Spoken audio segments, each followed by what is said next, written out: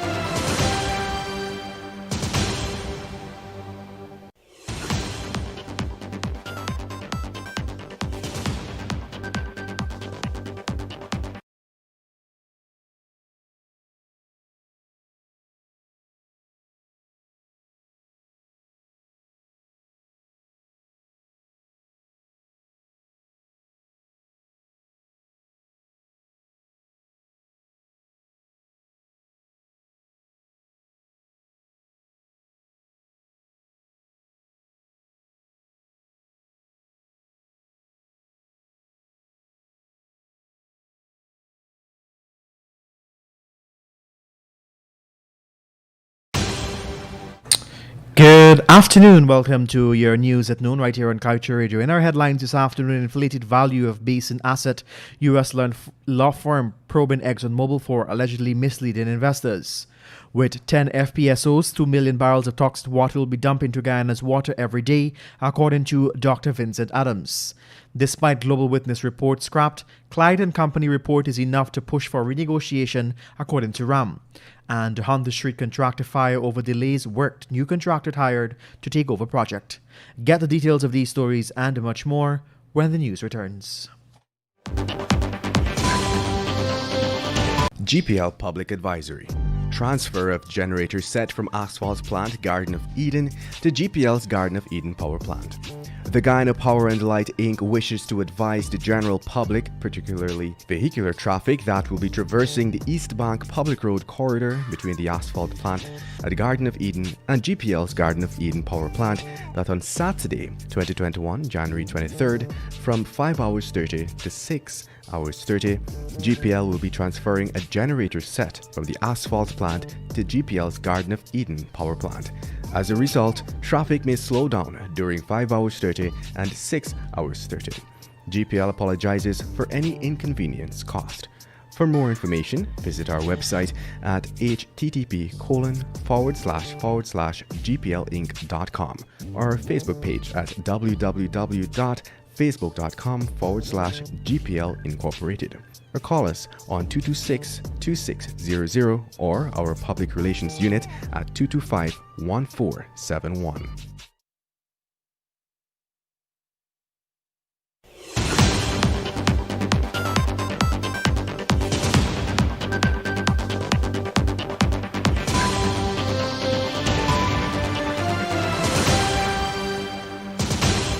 Welcome back. Thank you for joining us. Rosen Law Firm, a global investor rights law firm, announced yesterday that it has launched an investigation of potential securities claims on behalf of Exxon's shareholders. The probe stems from allegations that the oil may have issued materially misleading business information regarding its basin asset to the investing public. On January 15, 2021, the Wall Street Journal reported that the U.S. Securities Commission probe is premised on the whistleblower complaint that during a 2019 internal assessment, workers were forced to unrealistic assumptions about how quickly wells in the basin could be drilled to reach a higher valuation, and that at least one worker who complained about the assumptions was fired. Sticking with oil, ExxonMobil is planning for 10 floating production, storage, and offloading vessels, FPSOs, offshore Guyana. With those 10 FPSOs, former EPA head Dr. Vincent Adams projects that the U.S. oil giant would be dumping about 2 million barrels of toxic produced water into Guyana's ocean if Guyana allows its produced water is a term. That's if Guyana allows it. Produced water is a term used in the oil industry to describe water that is produced during the extraction of oil and natural gas. Dr. Adams indicated that based on the perusal of data from the Payara environmental permit, Exxon, which flashes itself as an effective manager of its waste, is expecting to dump 200,000 barrels of produced water per day. Multiply that by 10, Dr. Adams indicated that it would amount to 2 million barrels of toxic water being dumped into Guyana's ocean, which can leave significant environmental damage, placing marine life and ecosystems at peril. Anti-corruption watchdog Global Witnesses recently rescinded its damning signed-away report detailing how a poor negotiation process and a questionable behavior by a government official had led to the inking of a lopsided oil deal within an Exxon-led for operations in Guyana's lucrative Stabroek Block deal. But even with this report withdrawn, attorney at law and anti-corruption advocate Christopher Ram is of the belief that the Clyde & Co. report has enough weight to push for the renegotiation of the Stabroek Block deal. Ram described that Clyde & Co. report as even more damning than the Global Witness report and is one that should have already been used to push for renegotiation. Get the full details of that story in today's Kaieteur News. Moving on with your news at noon right here on Kaieteur Radio, the contractor that was awarded an $86.6 million contract for the geometric improvement Hunter Street project has been fired. This was revealed by an official of the Ministry of Public Works, who stated that the contractor was dismissed from the project due to delayed work and has since been replaced by a new contractor who was tasked with completing the rest of the works. The contractor was awarded $86.865 million, which was signed on May 8, 2019 by the Ministry of Public Infrastructure under the previous administration. And still to come after the break, 4 fined $100,000 each for a racial Facebook post. Cops struck down while directing traffic. And delayed renovation of Saudi hospital hampers surgery. Stay with us. The news comes up after the break.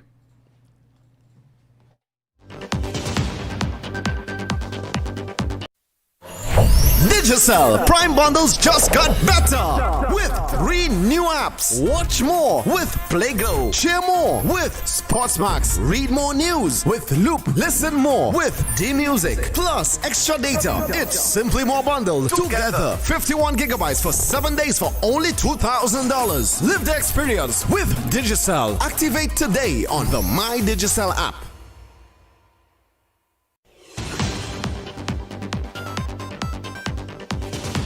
Welcome back. Thank you for joining us.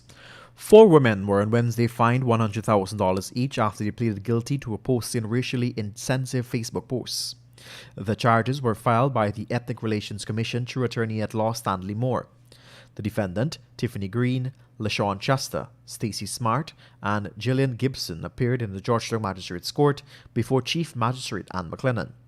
The women pleaded guilty to the charge, which stated that during the month of March 2020, on their Facebook pages, they caused racial or ethnic violence or inciting hostility or ill will based on race.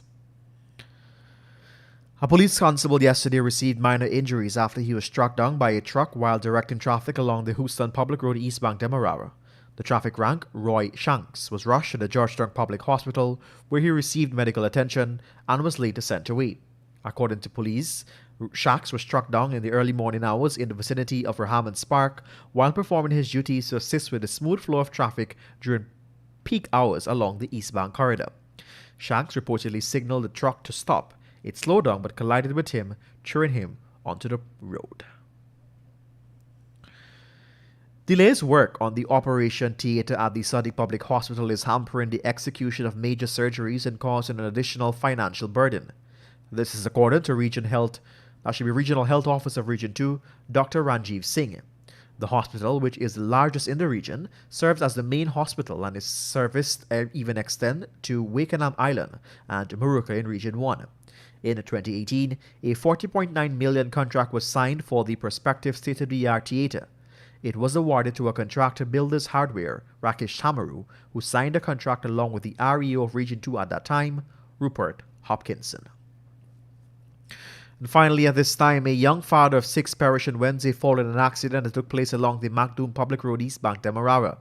The man has been identified as 27-year-old Stephen Armstrong of Hillfoot Suicide Linden Highway. According to police, Armstrong was reportedly headed north on his motorcycle towards Georgetown when he lost control and collided with a container truck that was driving past at an offloading minibus around 17 hours 30. Eyewitnesses said that it appeared that the bus also struck Armstrong after he crashed into the truck. He fell onto the roadway and received multiple injuries to his head and body. Police reported that Armstrong succumbed to his injuries around 19 hours 30 while receiving treatment. And in your COVID-19 update, coming from Worldometer, the COVID-19 cases worldwide stands at 98,089,877, with 2,100,404 deaths. To date, 70,467,102 persons have recovered from the virus. And locally, Guyana's COVID-19 case toll has increased to 7,067 after 52 new infections were recorded yesterday. 6 patients are in the COVID-19 ICU, 580 in home isolation, 19 in the institutional isolation, and 19 in the institutional quarantine. Additionally, a total of 6,277 persons have recovered from the virus, with 11 recoveries recorded yesterday. The COVID-19 death toll remains at 170.